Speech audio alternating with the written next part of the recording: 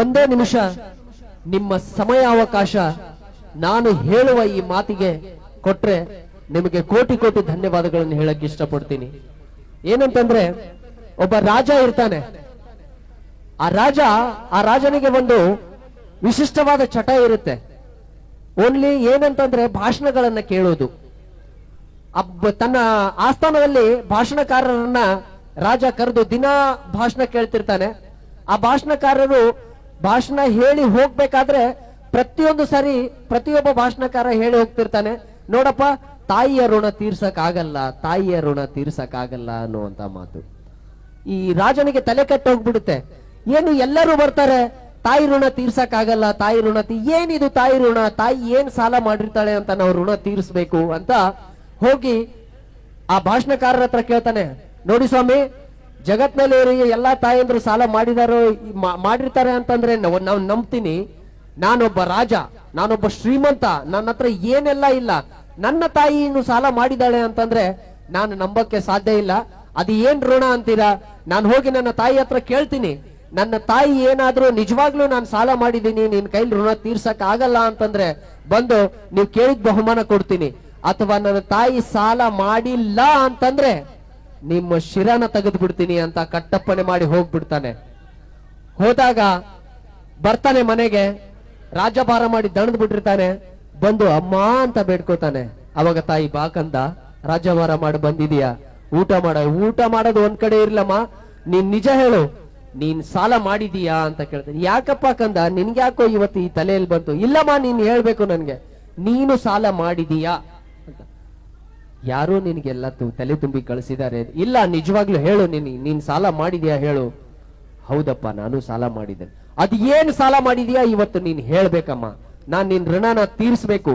ನನ್ನ ಹತ್ರ ಏನೆಲ್ಲ ಇಲ್ಲ, ವಜ್ರ ಬೇಕಾ, ಬೆಳ್ಳಿ ಬೇಕಾ, ಬಂಗಾರ ಬೇಕಾ, ವೈಡೂರ್ಯ ಬೇಕಾ, ಇಡೀ ನನ್ನ ರಾಜ್ಯ ಮಾರಿ ಆದ್ರೂ ನಿನ್ನ ಸಾಲ ತೀರಿಸ್ತೀನಿ, ನೀನ್ ಹೇಳಮ್ಮ ಅಂತ ಕೇಳ್ತಾಳೆ. ಕೇಳಿದಾಗ ಅವಾಗ ತಾಯಿ ಹೇಳ್ತಾನೆ, ಹುಚ್ಚಪ್ಪ, ನನ್ನ ಸಾಲ ತೀರ್ಸಕ್ ಹೊರಟಿದೀಯಾ, ನಿನ್ ಕೈಲಿ ಸಾಧ್ಯ ಇಲ್ಲ, ಹೋಗಪ್ಪ ಹೋಗಿ ಮಲ್ಕೋ ಅಂತಾಳೆ. ಇಲ್ಲಮ್ಮ ಹೇಳು ಅಂತ. ಹೇಳಲೇಬೇಕಾ ಅಂತಾಳೆ ತಾಯಿ. ಹೇಳ್ಬೇಕು. ಹಾಗಾದ್ರೆ ಕೇಳು, ನೀನು ನನ್ನ ಸಾಲದ ಋಣನ ತೀರಿಸಬೇಕಾದ್ರೆ ಒಂದು ರಾತ್ರಿ ನನ್ನ ಜೊತೆ ಮಲಗಬೇಕು. ಸಾಧ್ಯನಾ ಇದು? ಒಂದು ರಾತ್ರಿ ನನ್ನ ಪಕ್ಕದಲ್ಲಿ ಮಲಗಬೇಕು ಅಂತ. ಅವಾಗ ವಿಚಾರ ಮಾಡ್ತಾನೆ, ಅಮ್ಮ, ಒಂದ್ ರಾತ್ರಿ ನಿನ್ನ ಪಕ್ಕದಲ್ಲಿ ನಾನ್ ಮಲ್ಕೋಬೇಕಾ? ಇದು ಸಾಧ್ಯನಾ ಅಂತ ಕೇಳ್ತಾನೆ. ಹಾಗಾದ್ರೆ ನೀನ್ ಸಾಲ ತೀರ್ಸಕ್ಕಾಗಲ್ಲ, ಹೋಗ್ಬಿಡಿ. ಇಲ್ಲಮ್ಮ, ನಾನ್ ಮಲ್ಕೋತೀನಿ, ಒಂದ್ ರಾತ್ರಿ ನಿನ್ ಪಕ್ಕದಲ್ಲಿ ನಾನ್ ಮಲ್ಕೊಳ್ತೀನಿ ಅಂತ ಹೇಳ್ತಾನೆ ರಾಜ. ಅವಾಗ ಮಲ್ಗೋ ಟೈಮ್ ಆಗುತ್ತೆ. ಹಾಸಿಗೆ ಹಾಸ್ತಾಳೆ. ಒಂದೇ ಹಾಸಿಗೆದಲ್ಲಿ ತಾಯಿ ಮಗ ಮಲಗ್ತಾರೆ. ಸ್ವಲ್ಪ ಹೊತ್ತಾಗಿರುತ್ತೆ. ರಾಜನಿಗೆ ಇನ್ನೇನು ನಿದ್ದೆ ಹತ್ತಬೇಕು. ಅವಾಗ ತಾಯಿ ಕೇಳ್ತಾಳೆ, ಕಂದ. ಅವಾಗ ರಾಜ ಎದ್ದು, ಏನಮ್ಮ, ಒಂದ್ ಗ್ಲಾಸ್ ನೀರ್ ಕೊಡ್ತೀಯಪ್ಪ, ನೀರಡಿಕೆ ಆಗಿದೆ. ಆಯ್ತಮ್ಮ. ಏನಮ್ಮ, ನೀನ್ ನನ್ನ ಹಡಗ ತಾಯಿ, 9 ತಿಂಗಳ ಹೊತ್ತು ಸಾಕಿ ಸಲುಹಿದಂತ ನನ್ನ ತಾಯಿಗೆ ನಿನಗೆ ಒಂದು ಗ್ಲಾಸ್ ನೀರ್ ಕೊಡಲ್ಲ ಅಂತೀನೇನಮ್ಮ ಅಂತ ಹೋಗಿ ಒಳಗಡೆ ಹೋಗಿ ಒಂದು ಗ್ಲಾಸ್ ನೀರ್ ತೆಗೆದುಕೊಂಡು ಎರಡೂ ಕೈಯಿಂದ ಪಾಪ ತಾಯಿಗೆ ಕೊಡ್ತಾನೆ. ತಾಯಿ ನೀರು ಕುಡಿದು ಅರ್ಧ ನೀರನ್ನ ಹಾಸಿಗೆಯಲ್ಲಿ ಚೆಲ್ಬಿಡ್ತಾಳೆ. ಅವಾಗ ರಾಜ ನೋಡ್ತಾನೆ, ಪಾಪ ಹಣ್ಣಾದ ಮುದುಕಿ, ಕೈ ಜಾರಿ ಏನೋ ನೀರ್ ಬಿದ್ದಿರಬಹುದು, ಏನಾಯ್ತು ಅಂತ ಮಲಗ್ತಾನೆ. ಮತ್ತೆ ಇನ್ನೇನು ರಾಜನಿಗೆ ನಿದ್ದೆ ಹತ್ತಬೇಕು. ಮತ್ತೆ ತಾಯಿ ಕೇಳ್ತಾಳೆ, ಕಂದ, ನೀರ್ ಕೊಡ್ತೀಯಪ್ಪ ಅಂತ. ಅವಾಗ ಸ್ವಲ್ಪ ಬೇಸರದಿಂದ ಎದ್ದು, ಆಯ್ತಮ್ಮ ಕೊಡ್ತೀನಿ ಅಂತ ಹೋಗಿ ಮತ್ತೆ ಒಂದೇ ಕೈಯಿಂದ ಗ್ಲಾಸಿನ ನೀರನ್ನ ಕೊಡ್ತಾನೆ. ಅವಾಗ ಆ ರಾಜ ಮತ್ತೆ ಆ ತಾಯಿ ಮತ್ತೆ ಆ ನೀರನ್ನ ಕುಡಿದು ಇನ್ನೂ ಅರ್ಧ ನೀರನ್ನ ಮತ್ತೆ ಚೆಲ್ತಾಳೆ. ಅವಾಗ ಸ್ವಲ್ಪ ಸಿಟ್ಟಿನಿಂದ ನೋಡ್ತಾನೆ, ಏನು ನನ್ನ ತಾಯಿ ಹಿಂಗ್ಯಾಕ್ ಮಾಡ್ತಾ ಇದ್ದಾಳೇನು, ಹೋಗ್ಲಿ ಬಿಡು ಅಂತ ಮತ್ತೆ ಮಲಗ್ತಾನೆ. ಇನ್ನೇನು ಮತ್ತೆ ನಿದ್ದೆ ಹತ್ತಬೇಕು. ಮತ್ತೆ ಆ ತಾಯಿ ಕೇಳ್ತಾಳೆ, ಕಂದ, ನೀರ್ ಕೊಡ್ತೀಯೇನಪ್ಪ? ತಲೆ ಬಿಸಿಯಾಗ್ಬಿಡುತ್ತೆ. ಅಮ್ಮ, ನಿನಗ್ ತಲೆ ಏನಾದ್ರೂ ಕೆಟ್ಟಿದೇನಮ್ಮ? ಎಷ್ಟು ಸರಿ ನೀರ್ ಕೇಳ್ತಾ ಇದೀಯ? ಒಂದ್ಸರಿ ಕೇಳ್ದೆ, ಪರವಾಗಿಲ್ಲ ಅಂತ ಕೊಟ್ಟೆ. 2 ಸರಿ ಕೇಳ್ದೆ, ಹೋಗ್ಲಿ ಬಿಡು ಅಂತ ಕೊಟ್ಟೆ. 3ನೇ ಸರಿ ಕೇಳ್ತಾ ಇದೀಯಾ, ಪೂರ್ತಿನೂ ಕುಡಿತಾ ಇಲ್ಲ, ನೀರನ್ನ ಹಾಸಿಗೆ ಮೇಲೆ ಚೆಲ್ತಾ ಇದೀಯಾ, ನನಗ್ ನಿದ್ದೆ ಬರ್ತಾ ಇಲ್ಲ, ಈ ಹಾಸಿಗೆ ಇಷ್ಟು ಒದ್ದಿ ಆಗಿದೆ, ಗೊತ್ತಾಗಲ್ವಾ ನಿನ್ಗೆ? ಮುದುಕಿ ಆಗಿದೆಯಾ, ಎಲ್ಲಿಟ್ಟಿದ್ಯಾ ಬುದ್ಧಿ ಅಂದ ತಕ್ಷಣ ಕೈ ಎತ್ತಿ ಒಂದು ಫಡಾರನ ಹೊಡಿತಾಳೆ ಸರ್.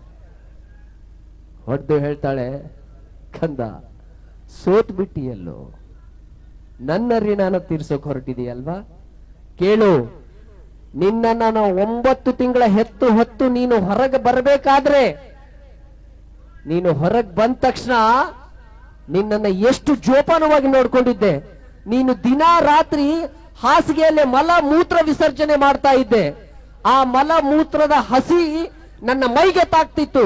ನನ್ನ ಮೈಗೆ ತಾಕಿದ್ರು ಕೂಡ ನನ್ನ ಕಂದ ಪರವಾಗಿಲ್ಲ, ಚೆನ್ನಾಗಿರ್ಲಿ ಅಂತ ನಾನು ಎದೆ ಮೇಲೆ ಮಲಗಿಸ್ಕೊಂಡು ನಿನ್ನ ಸಾಕಿ ಬೆಳೆಸಿದ್ದೀನಿ ಕಂದ. ನನ್ನ ಎದೆ ಮೇಲೆ ಸಾಕಿ ಬೆಳೆಸಿದ್ದೀನಿ. ಏನು ನನ್ನ ಋಣನ ತೀರ್ಸೋಕೊಟ್ಟಿದೀಯ? ಕೇಳು, ನನ್ನ ಹೊಟ್ಟೆಯಿಂದ ನೀನು ಹೊರಗೆ ಬರಬೇಕಾದ್ರೆ ಆದಂತ ನೋವಿನ ಆಹಾ ಅನ್ನೋ 2 ಅಕ್ಷರದ ಋಣನು ನಿನ್ನ ಕೈಲಿ ತೀರ್ಸಕ್ಕಾಗಿಲ್ಲ. ಇನ್ನು ಈ ತಾಯಿಯ ಋಣ ಏನ್ ತೀರಿಸ್ತೀಯಪ್ಪ ಅಂದಾಗ ರಾಜನಿಗೆ ಅಲ್ಲಿ ಜ್ಞಾನೋದಯ ಆಗುತ್ತೆ. ಅದಕ್ಕೆ ಹೇಳೋದು, ದುಡ್ಡು ಕೊಟ್ಟರೆ ಬೇಕಾದ್ದು ಸಿಗುತ್ತೈತಿ ಈ ಜಗದಲ್ಲಿ, ಕಾಳು ಹಡೆದ ತಾಯಿಯನ್ನು ಕಳೆಕೊಂಡ ಮೇಲೆ ಮತ್ತೆ ಸಿಗುವಳೇನು ಕಂದ, ಮರಳಿ ಬರುವಳೇನು?